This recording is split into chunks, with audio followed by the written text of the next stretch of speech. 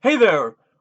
Welcome back to another review and a little mini break from horror films in the 80s.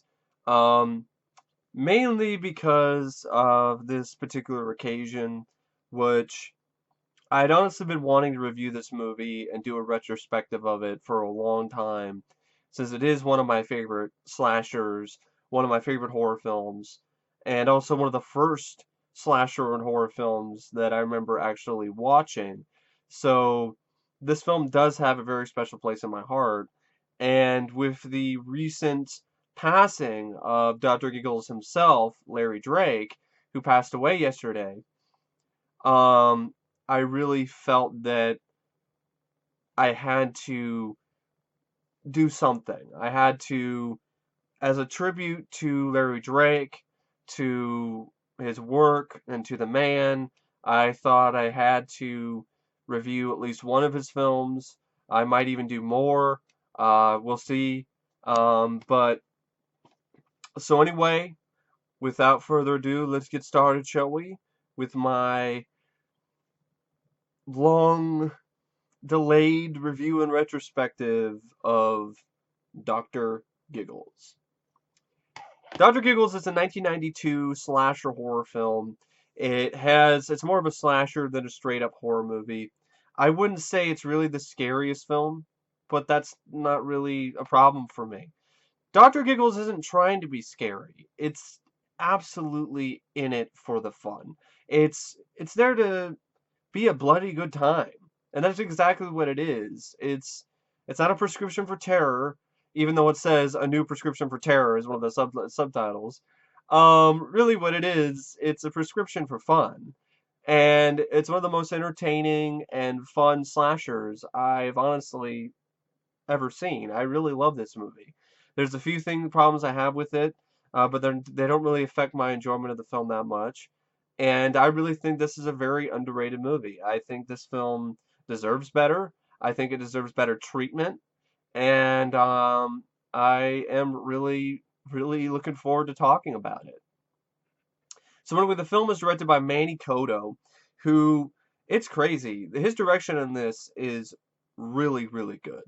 It's sublime, it's spectacular, it's without a doubt the best direction this director has ever put forth. Because this is the same guy who directed Cover Up with Dolph Lundgren and Louis Gossett Jr., which is like one of the worst films I've ever seen.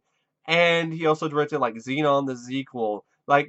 This is the pinnacle for Manny Coto, which is which is really interesting. It seemed like this was almost a pinnacle for a lot of people involved, as well for the cinematographer Robert Draper, who he did some cinematography for films like Tales from the Dark Side of the movie, but he also was a cinematographer for Halloween 5. So, and his cinematography in this is really well done. It's visually impressive. It's stunning at times the way that he sets up his shots. It's really beautiful. It's really well done. I love the way that this film is shot. I love the cinematography. I love Manny Coto's directing. Um, it's a big reason why I love the film so much because it's such a good looking film. Um, for a film like this with a subject material that's pretty silly and over the top, the film has some really dynamic directing and some really dynamic visuals, and it really does stand out and really makes the film, I think, rises the film above uh, the level that it could easily be. It could easily be a very lame, uh, lackluster film, but it isn't because of the direction, because of cinematography, because of the great score by Brian May, which reminds me of scores by Danny Elfman. It has sort of a Darkman vibe to it, and even the cinematography by Robert Draper definitely reminds me of the same sort of cinematography I would see from Bradford May, who did cinematography for Darkman, which of course Larry Drake was also in as Durant. And Dr. Giggles, of course, is played by Larry Drake, Dr. Giggles, who's Dr. Evan Rendell Jr. And Larry Drake is another element, another person, another thing that elevates this film to a whole nother level. Without Larry Drake, this film is nothing. This film is nowhere near as entertaining to watch. It's nowhere near as fun to watch. It's nowhere near as clever. It's nowhere near as witty. It's Larry Drake is he's what makes this movie. And because he just gives it his all. He just goes through the role with maniacal glee, and you can't help but enjoy yourself watching the film because Dr. Giggles himself, Larry Drake, is having so much fun. He takes these puns and really sells them, and really makes you chuckle. But then again, I would have to say this is definitely not a film for everybody. Because it is a lot of film that a lot of people, the critics weren't impressed, that it was just lame, and the gags weren't funny, and so forth and so on. And part of me, I can understand that. But that's mainly, it depends on what your sense of humor is. If you like puns and one-liners, you're going to have a fun time with Dr. Giggles. If you don't, then I don't know. Maybe you should look elsewhere for your entertainment, for your horror entertainment, your slasher.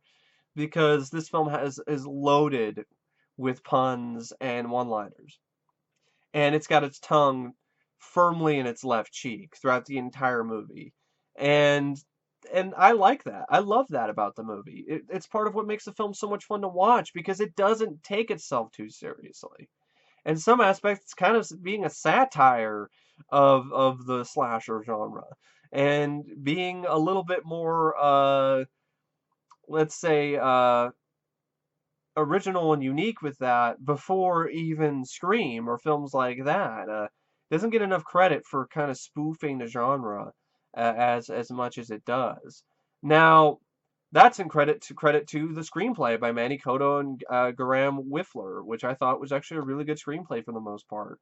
For what it was, I thought it was actually really well handled. Had some good lines of dialogue. Had some characters that were, for the most part, it's at least Dr. Giggles and at least Holly Marie Combs' character Jennifer, and I really liked.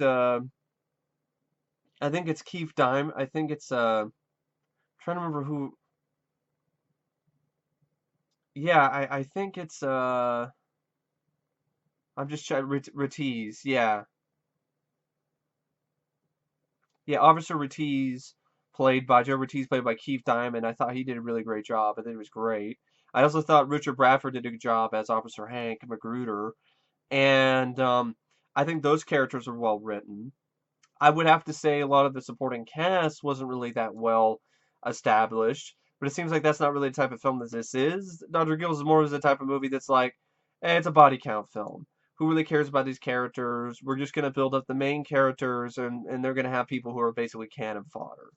And part of that is one of the few problems I do have with the film is that other than Dr. Giggles and some of the other supporting cast like Keith Diamond, Richard Bradford, I tend to not really care about some of the other characters. Cliff DeYoung is there. Michele Johnson is kind of a bitch. Um, Quinn, her boyfriend Max is there. The other supporting cast members like Dougie Doug and some of the other, teens who are miscast because they're not teenagers. I mean, there's a scene where it's basically setting up that this is happening during summer break in high school, and all the kids leave the school, and then we show our main characters, and they obviously look like they're in college, and but that's the kind of thing you kind of run into with these type of movies. It's not that big of a deal, but it's definitely something I noticed. I'm like, there's no way that these actors are teenage age.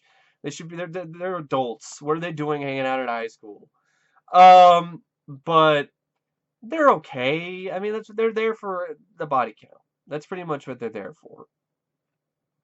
And that's one little problem. I mean, but even that, I mean, I could have had a little bit more of personalities. They could have been more likable. Ducky Doug could have been funny, but he wasn't. There was nothing funny about this character. It was a nothing character. And Dougie Doug can be funny. I've seen it in Cool Runnings. He's just pretty much hamstrung here. There's nothing to do. And he dies pretty quickly, and rather lamely. And that's another thing that I do have to admit I have a problem with this movie, is that it is the gore and the kills, it is pretty tame. It's pretty tame. It could use more gore. That would really put it on a whole nother level for me. But I still really like this movie. It's still very entertaining. But most of that is because of Dr. Giggles himself. It's because of Larry Drake.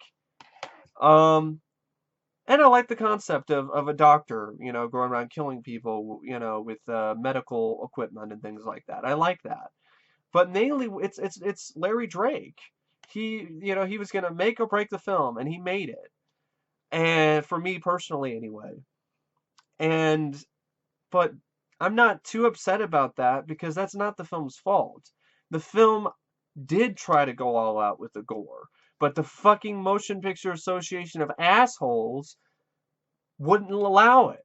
They're the reason why this film is toned down. Critics are complaining about the tone and how it feels toned down. It does look toned down with the gore, and it's not the film's fault, it's the MPAA. So point the finger towards the Motion Picture Association of assholes for cutting this film to shreds.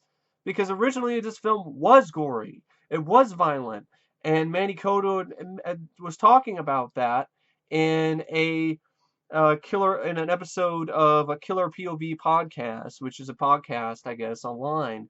And Manny Coto was on the show, and he revealed that the MPAA told him he had a lot of work to do on the film before they could give the film an R rating.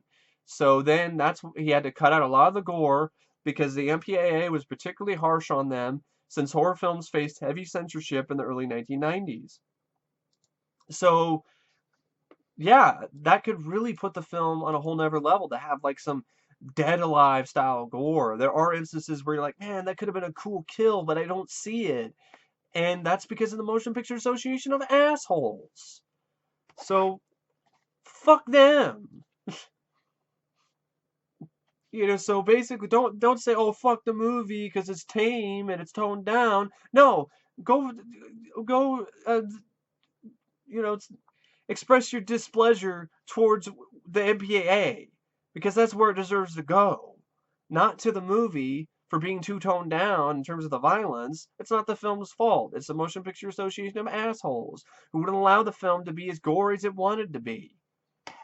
See, they were a huge problem in the 90s and the late 80s. They basically just started fucking with slasher films right and left and taking away their blood and guts, taking away what makes slasher films so much fun, taking away the kills, taking away the effects, making the hard work of all the makeup effects artists go for naught because you don't see it because the Motion Picture Association of assholes won't let you see it because they decide what you should be able to see, which is bullshit. That this one entity decides, this one group of people decides what's appropriate for everyone, which is ridiculous. It's always been ridiculous. So sorry about that little rant. It just upsets me even more to know that this film, I didn't know that. I was like, yeah, that's a problem for me that the kills are toned down. But once I know that it wasn't meant to be that way, it just infuriates me to no end that the MPA just cut this film to shreds and took away what could honestly have made it a five-star flick. Could have made it a genre classic, even more than it is among a certain amount of people. Could have made it more than a cult classic.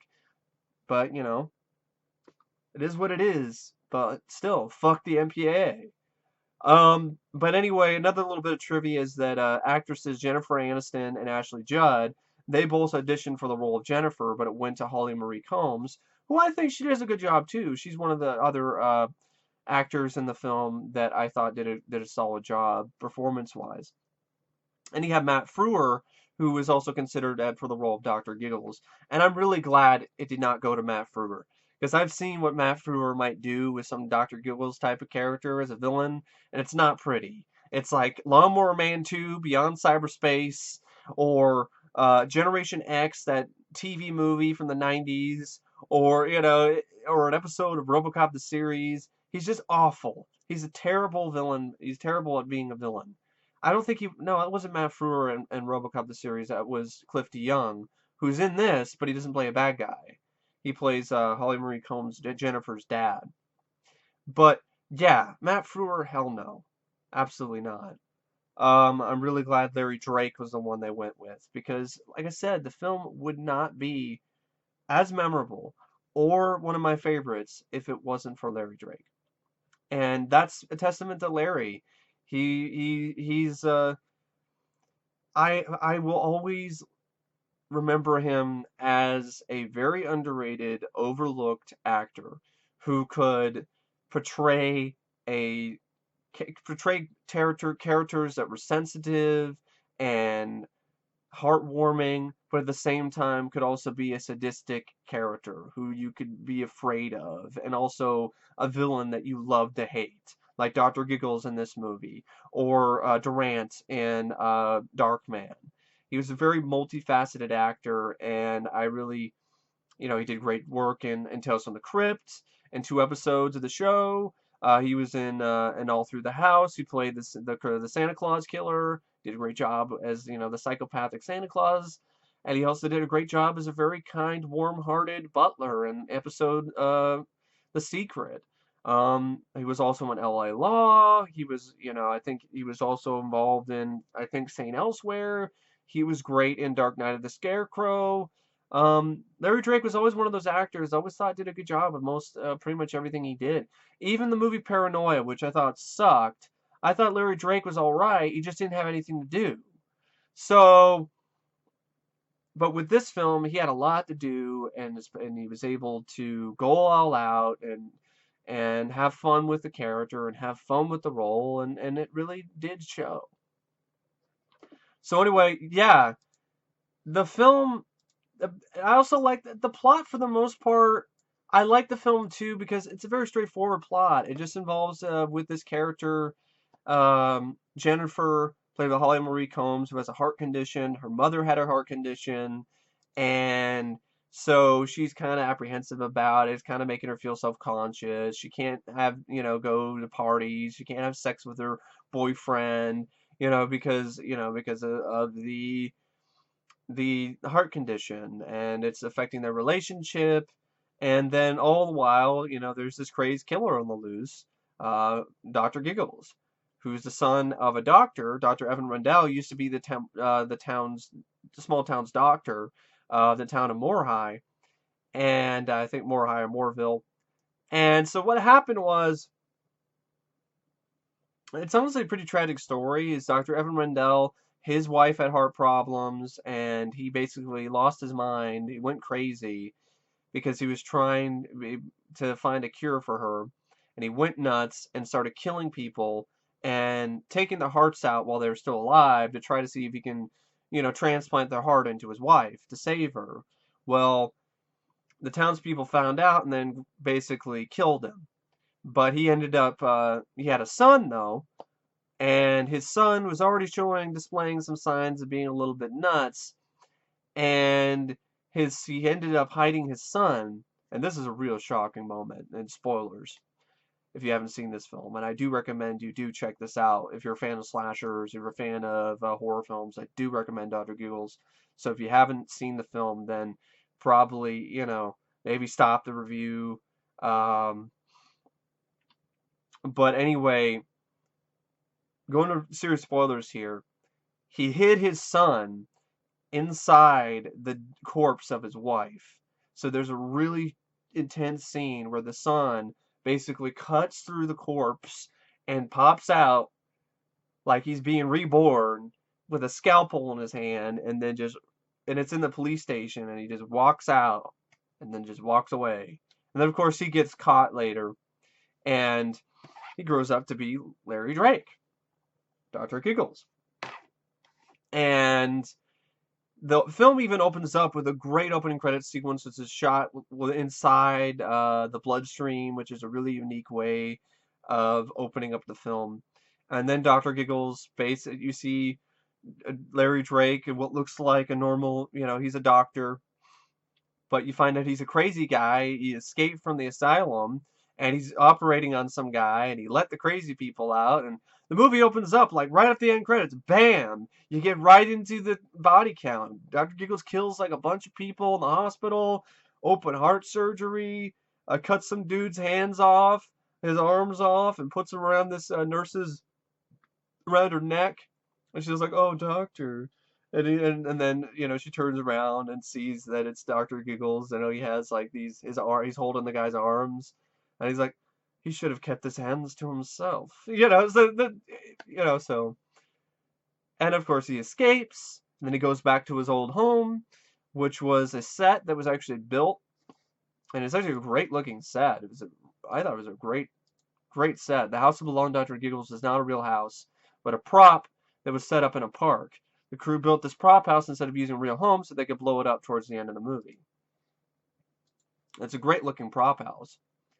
It looks like the Nightmare on Elm Street house. It looks like something straight out of Nightmare on Elm Street. And so anyway, goes back to his old house, which also was the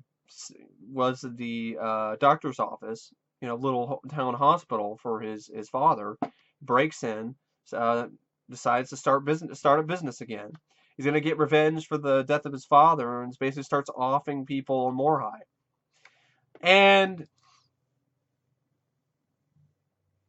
so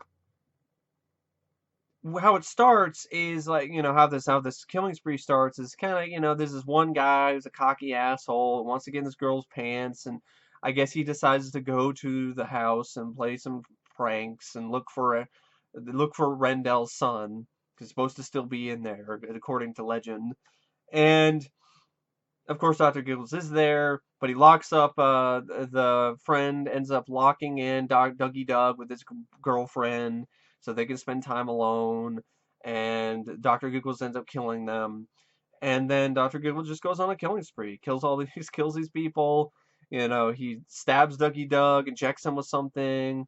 Um, he kills the other girl, kills Dougie Doug's girlfriend. He takes a nostril, this implement, this kind of light that goes in your ear, and he uses to shove it right up some old woman's nose.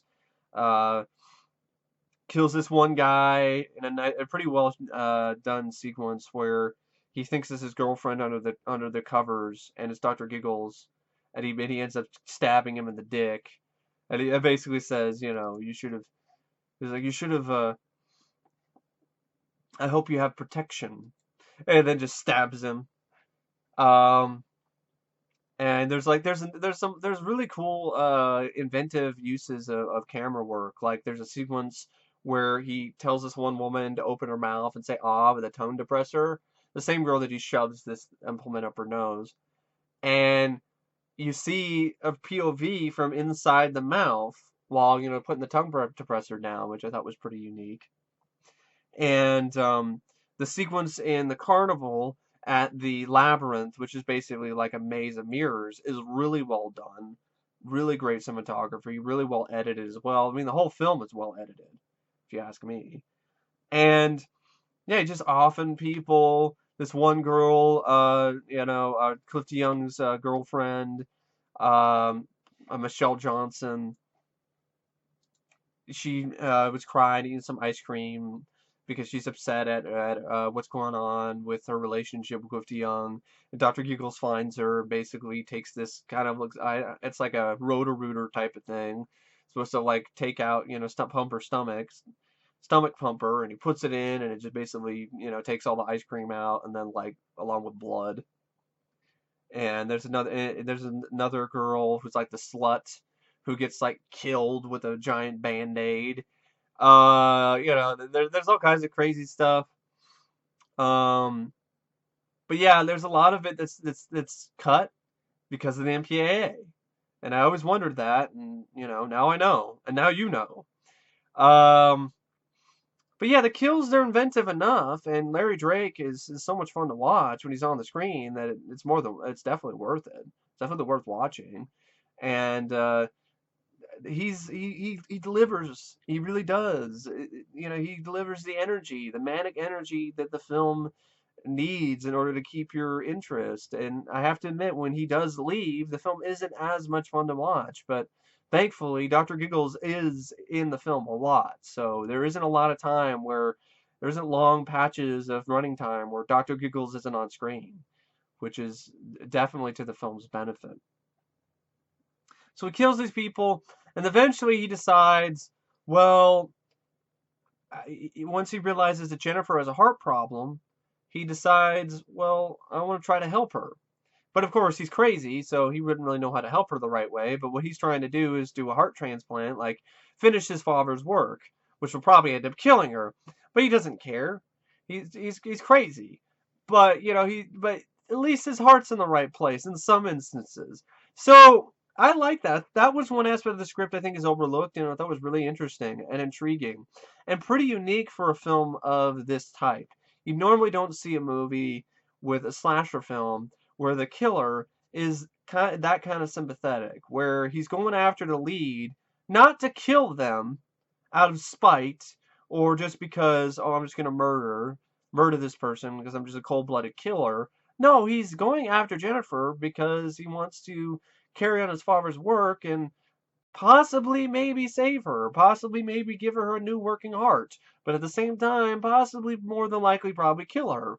But that's what's interesting, and adds this interesting dynamic is he's trying to save her, so it's kind of like he's thinking about he's probably going to kill her in the process, but it's not like he's just, oh, I'm stab, kill, kill. No, he wants to give her a new heart, which I always thought was kind of a very interesting dynamic.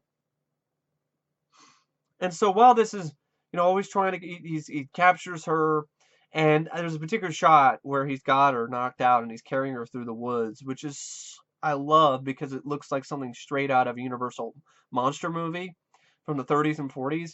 And there are elements in the way that this film is shot that do remind me of that. Even Dr. Giggles' office, even not really his office, but I mean his operating room looks like something you'd see out of Frankenstein. I think that's intentional. Part of me really does believe that the production design was intentionally set up to look like that, and the cinematographer and the director was like, yeah, I want this Universal monster sort of vibe with some of these sequences. And so you build up to the climax where you have the body count, it kills these people, and Dr. Giggles kills a bunch of people. There's even a scene where he goes in and he kills. I think this is where he kills the guy. He says you should use protection, and he ends up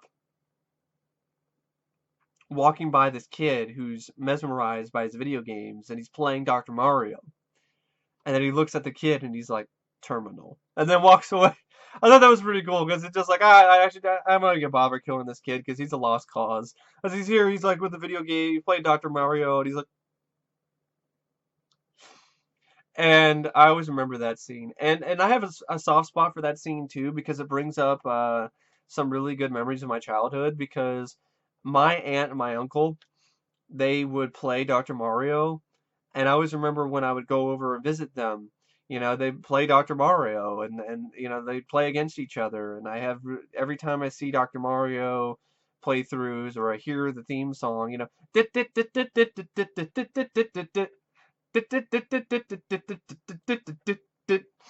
I remember whenever I hear that, I automatically think of, fun memories, watching my aunt and my uncle play Dr. Mario. So that's another thing about the movie I really like, is just something like that. Something just simple like that really, really appeals to me. So anyway, the film, of course, there's a little bit of this sort of mystery thing, like, but you already know, the audience knows that Dr. Evan Rendell Jr. is Dr. Giggles, is Larry Drake, but the cops don't really know for sure, and you have the character played by Keith Diamond, who's trying to get his supervisor, his other, the guy who he's partners with, Officer Hank Magruder, is trying to get him to let him in on what's going on, because he thinks there's something's going on here, and you get the backstory that involved that with the kid, young Evan popping out of his dead mom's body, and this sort of leads to the climax where Jennifer gets kidnapped by Dr. Giggles and is about ready to, operate on her, and he actually does end up stopping her heart because he has to stop her heart in order to put a new one in, and he stops her heart, and then Ratiz comes in and tries to save the day. There's a great scene where he walks into the Dr. Giggles's um, office, and there's like all these dead bodies just laying there with their hearts ripped out. And that's one instance of the type of gore that think the film probably was loaded with, but the MPA cut most of it out. So in essence, the MPA ripped this film's heart out, which is bullshit. But anyway, but there's still enough of a heart there that it still ends up being a really fun, memorable movie for me. But it could have been so much better, so much more if it had the gore. But Retizen comes up and goes up against Dr. Giggles, and he starts smacking him with a golf club. He's like, time to do what doctors do best. There's even a fun scene before where he got shot by the other officer who shot him, and then of course Dr. Giggles kills the guy, and then there's a scene where Dr. Giggles operates on himself. I just thought was a pretty unique sequence where the doctor fixes himself, and the way that was shot and everything was well done. And so, and of course, I still gotta mention that carnival sequence is so great. The one in the labyrinth, I love that sequence. And so you get the climax. Jennifer's heart is stopped. Officer Ortiz brings her back to life. Dr. Giggles shows up, smacks, plays, whack-a-mole with his face with a golf club. And there's a battle between Ortiz and Dr. Giggles, and Max saves his girlfriend. They get out of the house. Sadly, Ortiz dies. I'm just like, man, it sucks. I like that guy. The film did enough to make me like the guy, so I did feel bad that the guy died. At least he died putting a licking on Dr. Giggles. He put a good licking. He kicked Dr. Giggles' ass as much as Dr. Giggles kicked his. So at least he died fighting. So then, of course, Jennifer and Max get out of the house before it explodes and think Dr. Giggles is dead. And Jennifer's taken to the hospital because she needs to do a heart valve. Because if she had any more stress, it was going to cause problems. Of course, there's a lot of stress that happened now. And of course, Dr. Giggles then shows up and then starts, he kills like a bunch of people in the operating room.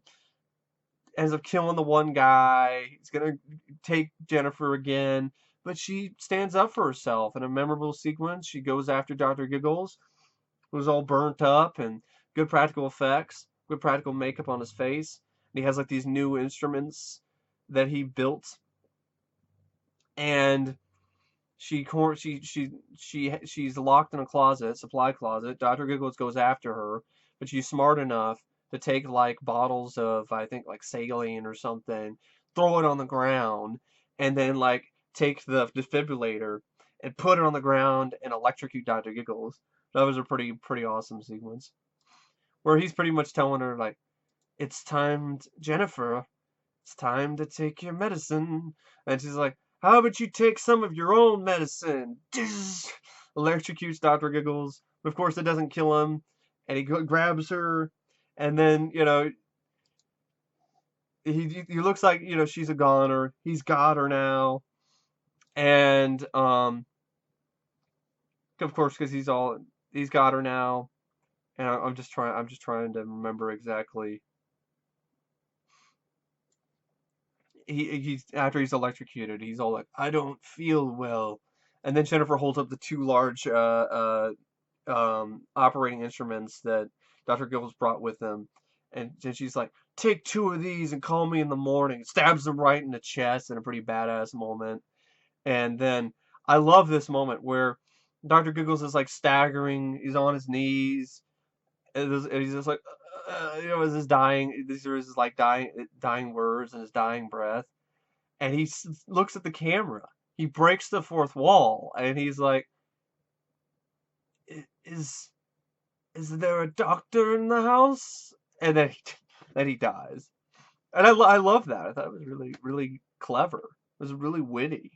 A very underrated moment of breaking the fourth wall. And then the movie actually ends with a happy ending. There's no sequel bait. There's no, oh, it was a dream. None of that shit. Jennifer gets her heart valve operation. Her dad, Cliff DeYoung, is alive. He didn't die. And she's good. And she's with Max. And the movie ends. And then we have a pretty decent cover of Bad Case of Loving You. And that's Dr. Giggles. And of course, you probably be wondering, like, why is he called Dr. Giggles? Well, it's because he giggles.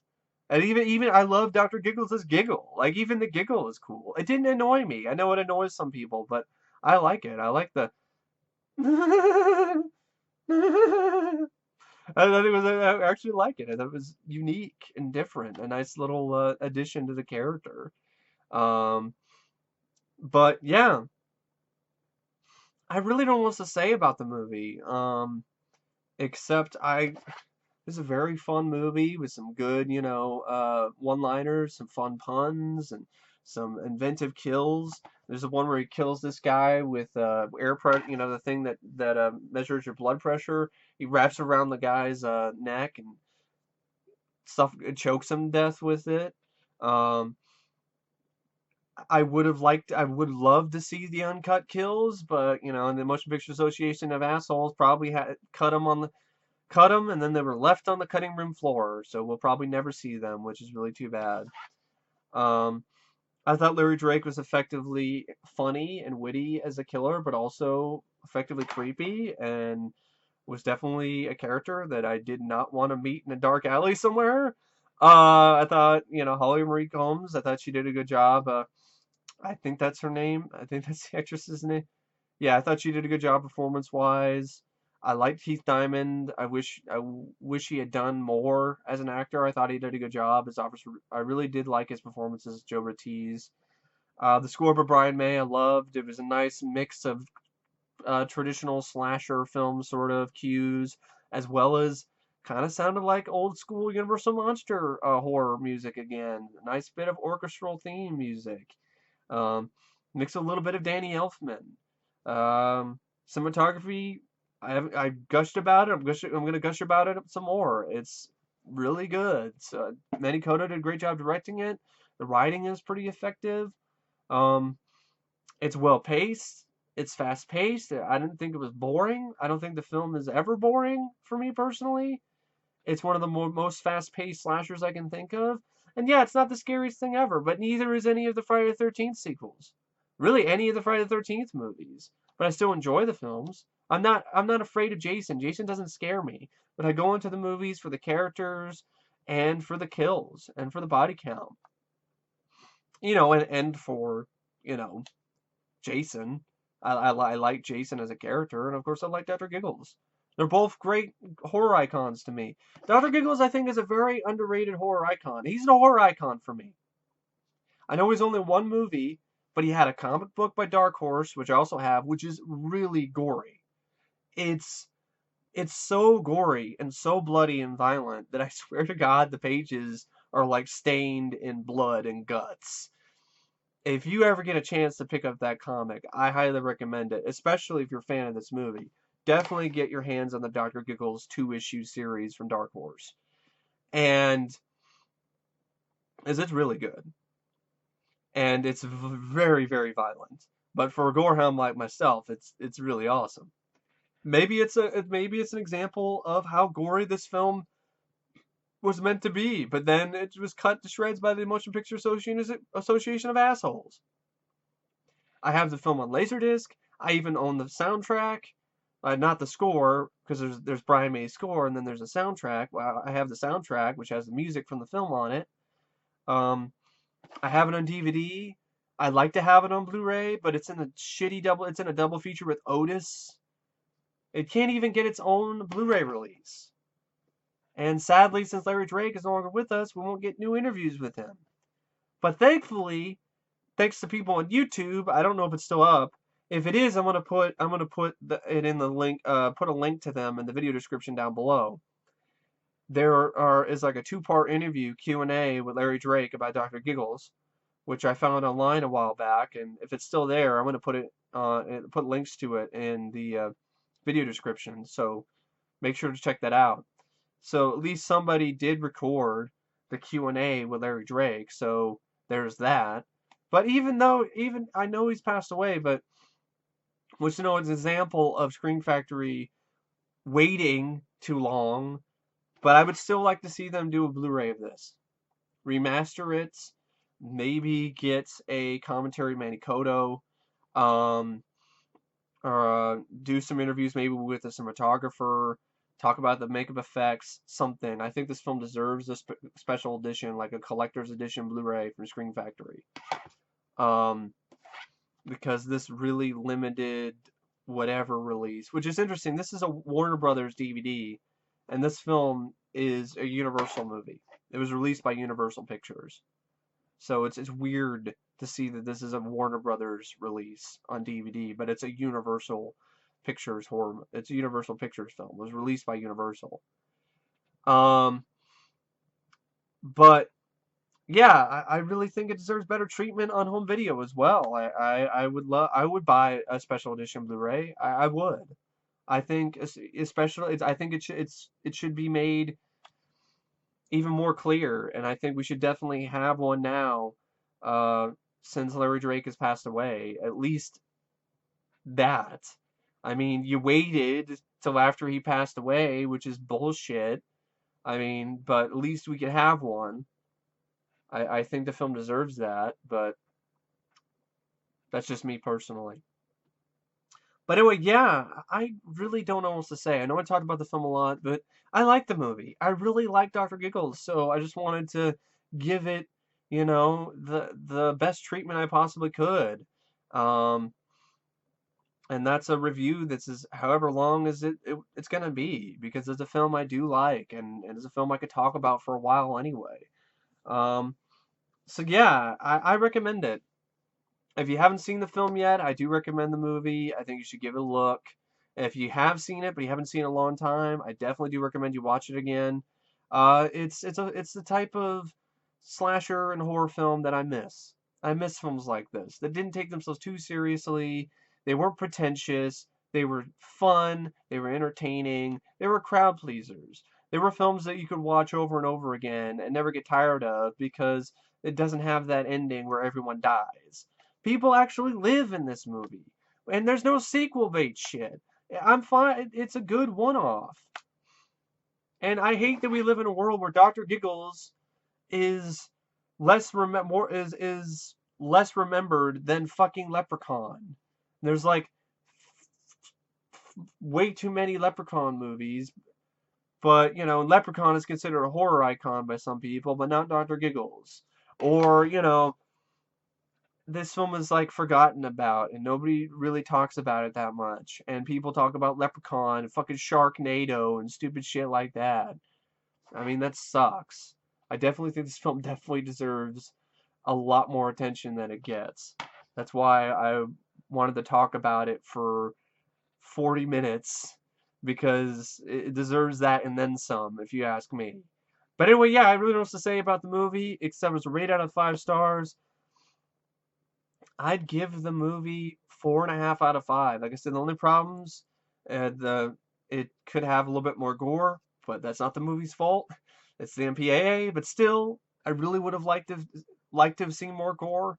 Um, the film would have a little bit more impact, especially the kills, if that was the case.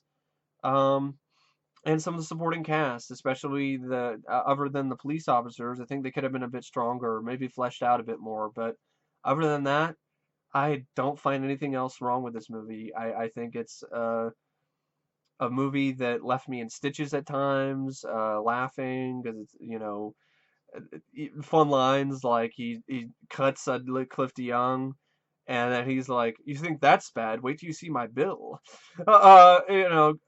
Larry Drake had a great deadpan. I loved watching him on screen. It was great to see this movie again. It was really good fun.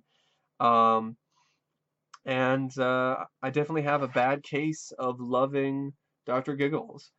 But anyway, yeah, may Larry Drake rest in peace. And I miss him already. And he will definitely live on, though. He will live on forever. He will never die, because he'll live on in my heart, in my memories, and in his work in films like this, like Dr. Giggles. Anyway, thank you for watching my long, in-depth review and retrospective of Dr. Giggles, one of my favorite films. And I will see you guys later. See ya.